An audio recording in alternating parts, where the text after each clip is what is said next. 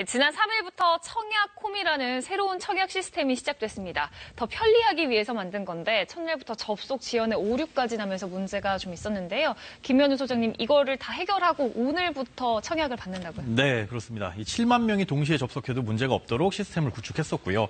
시범 운영 결과 전날까지도 아무런 무리가 없었는데 이게 접속자가 한꺼번에 몰리면서 예상치 못한 오류가 발생을 했었습니다.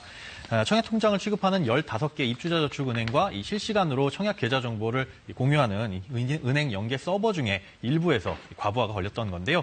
오늘부터 이 문제를 해결해서 본격적인 청약 접수에 들어간다고 합니다.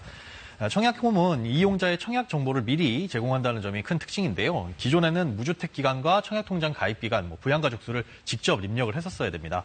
그런데 새 시스템에서는 이게 자동으로 계산이 됩니다. 또 청약통장 가입 내역을 클릭하면 이 본인의 청약통장 가입일과 신청 가능한 면적이 적힌 이 통장 가입 내역도 확인 가능하고요. 또 휴대전화나 태블릿 같은 모바일 환경에서도 PC와 동일하게 서비스를 이용할 수 있습니다.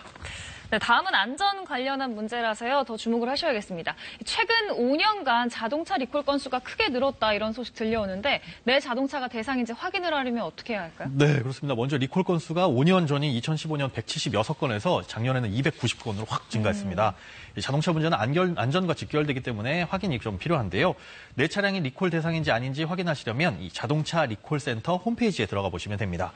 지난달에 개편돼서요. 기존에는 리콜 여부만 확인할 수 있었는데 차량 등록번호나 차대 번호를 입력하면 이 차량이 리콜을 받았었는지도 확인이 가능합니다.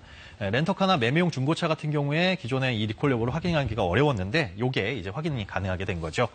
또 홈페이지 개편과 함께 이 결함 정보 종합 분석 시스템도 오픈이 됐습니다.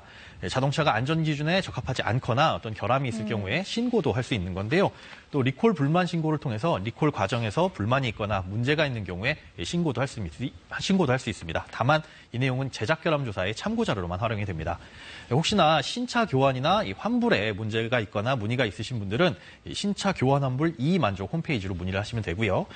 교환 중에 문제가 만약에 발생했다면 한국소비자원 1372로 전화를 하셔서 문의를 하시면 되겠습니다. 네, 말씀하신 대로 안전과 직결된 문제라서 가능한 한 좀 빨리 확인해 보시면 좋을 것 같네요. 네. 고맙습니다. 네, 고맙습니다.